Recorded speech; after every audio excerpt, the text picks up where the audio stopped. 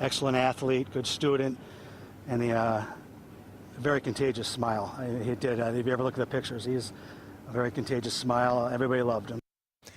And a somber gathering in the Southern Tiers. Friends and classmates gathered to remember 16-year-old Damon Janes. The high school football star died from injuries he suffered during a game last Friday.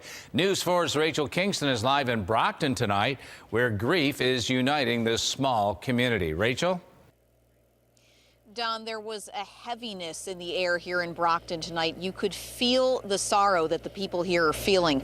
Not many words were spoken, but they didn't have to be. This is part of the process that Brockton has to go through and is going through now. Grieving, coming together, and comforting each other.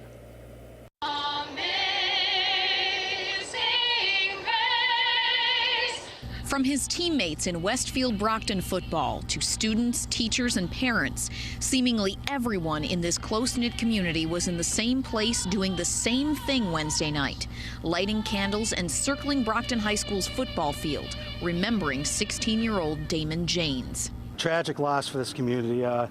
Damon was a really special kid to my son and most of the students in Westfield and Brockton. Excellent athlete, good student, and a very contagious smile. He did. If you ever look at the pictures, he's a very contagious smile. Everybody loved him. Aside from football, Janes was an avid motocross rider. His numbers, 25 and 711, lit up the scoreboard on Wednesday night. People are coming together. It is a camaraderie for football players in all sports and schools. I was shocked when I heard it on the news. Brendan Rowe says it's all the Sherman football players have been talking about this week. It's just too bad that he died so early and that he should be having a much better life.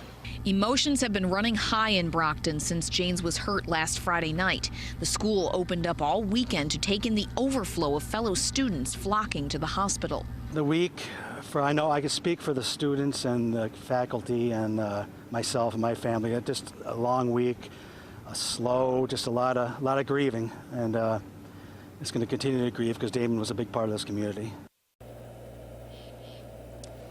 There will be a spaghetti dinner to benefit Damon Janes' family this coming Sunday at the Nickel Plate Depot starting at noon. Donations can also be made at any community bank branch. Reporting live in Brockton, Rachel Kingston, News 4.